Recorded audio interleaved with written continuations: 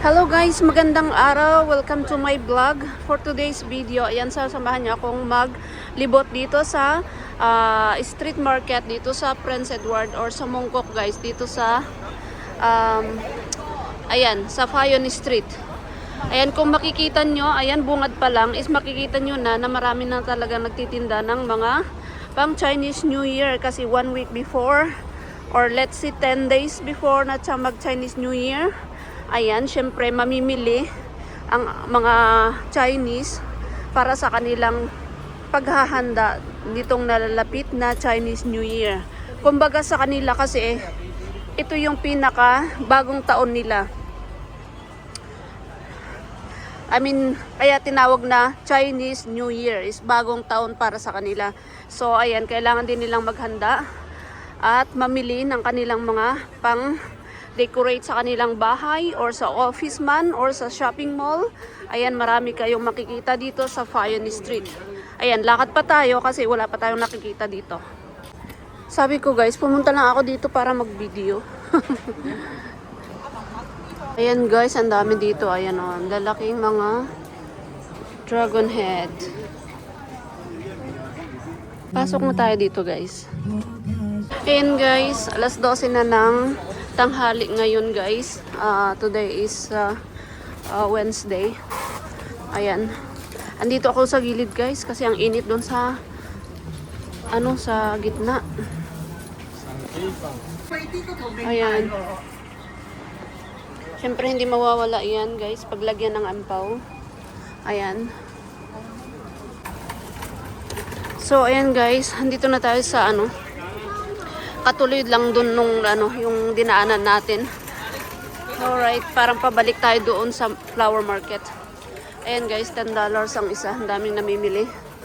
O diba, alas 12 pa lang ha. Mamayang hapon, mas marami ng tao dito guys. Magsisiksikan na ang tao dito. Ngayon pa nga lang, ayan, siksikan na. Sa dami ng taong namimili. Ang daming ayan o. Ang gaganda ng prutas. Ayan guys, ang cute. Siyempre hindi rin mawawala ito. Ayan. Ayan, dito naman tayo. Ayan, sa mga sabit-sabit sa bahay. O, diba? $10, $20 ang isa. O, diba, ang dami? Ang dami kang pagpipilian dito. Pag andito si Sophie, ayan, sigurado yan. Magsasabi kung anong gusto. Ang cute na, o, diba? Ang cute, cute, cute. Ang cute nila. Oh, ayan. Ang cute.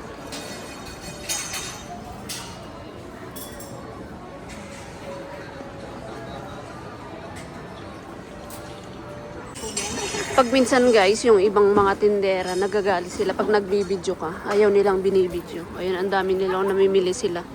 O, diba guys? Pili-pili kung anong gusto.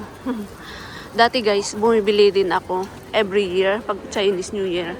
Pero ngayon lumipat kami, parang hindi na kasi parang okay, wala din lang naman, parang wala lang. Walang nag-appreciate sa bahay. Palibhasa, hindi mga Chinese mga kasama ko sa bahay. Kaya yan, hindi na ako bibili. Kasi nasasayang lang din. Pero okay lang naman din bumili. Pero ako hindi na. Ayan.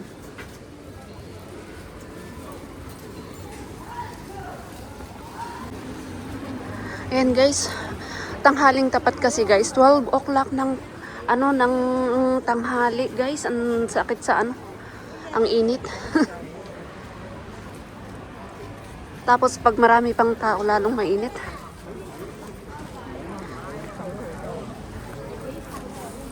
Kaya hindi tayo masyado maka-video. Ayan, lakad lang tayo dito. Ang ganda naman yan, oh. Ginawa nilang store. Ayan.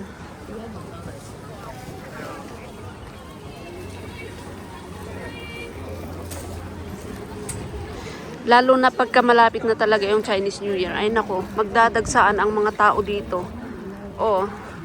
Dati dito rin ako namimili pag halimbawa yung malapit ng Chinese New Year sa sa school nila Sophie, dito rin ako namimili ng mga damit niya. Ayan. Ayan o, yung mga pambata, ang cute-cute.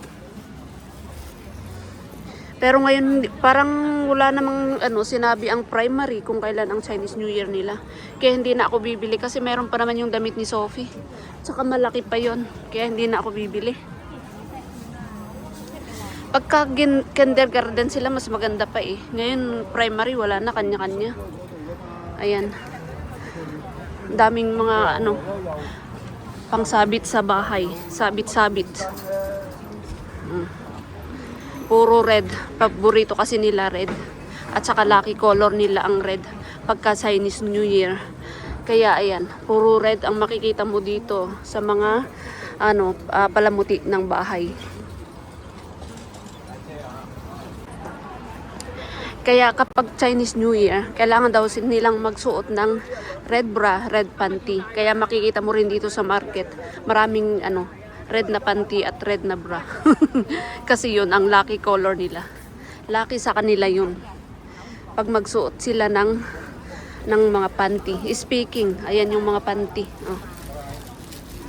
Napadaan ulit ako dito. Oh, ang daming tinda si nanay ng mga panty. At saka bra, may nakita ko kanina puro naman puro bra. Mamili na kayo kung wala pa kayong panty, red panty. Oh, ayan, ang dami.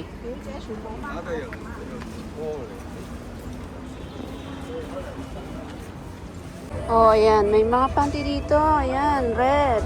Oh, di ba? Oh, si ate, ang dami niyang binili. Ayan, oh, ang daming red. Pati panlalaki, meron naman brief. Guys, dito naman tayo sa Bulaklak. Ayan. Orchids talaga ang paborito ng mga Chinese pag dito sa sa mga bulaklak naman. Ayan, ang kanilang decoration sa kanilang bahay pagka Chinese New Year. Oh.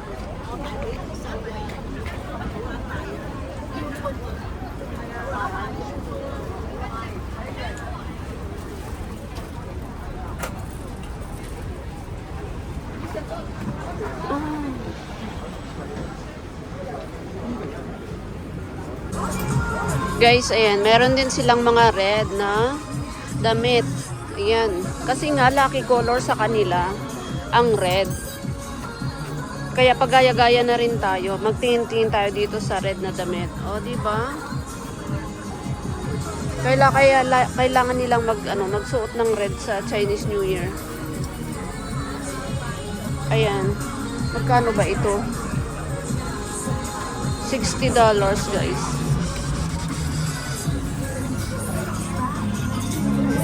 Speaking, guys, ayan, nakita rin natin. O, diba? Ayan, guys, ang cute-cute naman ng mga nila. Ito. Paglagyan ng ampaw, guys. O. May chromie din. Ayan, ang daming bulaklak naman dito. Ang ganda naman ng sunflower.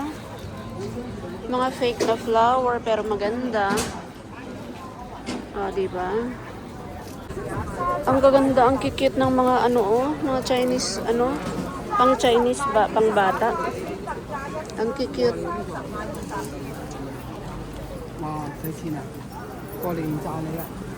Ayan, guys, after 1 hour, ayan, alauna na, dumami ang tao. Mga mani-mani, mga dry, ayan, daming namibili. Ayan. Tapos yung mga yan, ayan, mga cake. Ayan, mga dry. Mga nginangat-ngat. Pagka Chinese New Year. Ayan. Tapos ito, ang dami. Ayan, ito talaga ang piniprepare nila pagka Chinese New Year, guys. Ayan. O, diba, ang lalaki? Masarap yan, guys. Parang latik sa atin. Pero nakalimutan ko ang tawag sa kanila. Rice pudding. Ayan, sweet rice pudding pala. Ayan. Ayan, guys, biglang dumami talaga yung tao dito sa Fayoni Street. Ayan. Dami nilang binebentang mga pang Chinese New Year, guys. Ayan, market. Bili-bili, pili-pili.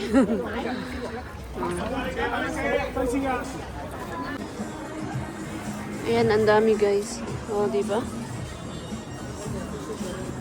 Oh, meron din yan. Puro red na lang makikita mo dito sa market, guys. Oh, di ba? Red na red, colorful. Tapos mga lalagyan ng ampaw. Oh, ayan, di ba? Ang dami. Kanya-kanyang pili kung anong size mo dyan. Ayan, ang dami. Red. Naggaganda ang mga dilag.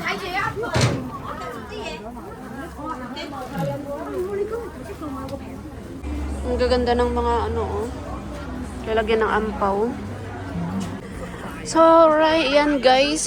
Yan lang masasabi ko na yan yung mga binibili nila bago mag-Chinese New Year, guys. Ayan, yung mga palamuti sa ano sa bahay at saka yung mga ihahanda nila during this coming Chinese New Year, guys. So, ayan. Okay. Parang napagod na rin ako kasi ang init. Parang pabalik-balik lang ako dito guys sa aking binibideo. So, ayan. Pag magpunta ko ng market, syempre, ito yung mga makikita nyo dito sa market. Mga palamuti sa bahay. At syempre, makikipagsiksikan ka talaga sa dami ng tao na mamalengke at magsha-shopping ngayon. Ayan guys. Medyo maaga pa kasi guys kaya walang masyadong tao. Pero kanina doon sa sa bilihan ng mga pang decoration ang dami talaga. Nakikipagsiksikan ako. Ayan. So and guys, magpapaalam na ako sa inyo. Hanggang dito lang muna ang ating video. At itutuloy natin sa next vlog guys. Ayan. Kasi, ayan, pauwi na rin ako ng bahay. At mag-aabang ako ng bus dito. 27 na bus pabalik sa bahay namin. Ayan. Ganito ang kaganapan ngayon sa, dito sa Fayon Street. Sa Mongkok guys. Next i-vlog natin yung flower market. Doon tayo pupunta. Diyan sa kabila, guys. Ayan. Alright, guys. Thank you for watching. Have a nice day. Ayan, ingat-ingat po. Maging masipag tayo sa ating mga amo para bigyan tayo ng ampaw. This coming Chinese New Year. Ayan. O, diba? Daming namimili pa rin. Nola Road.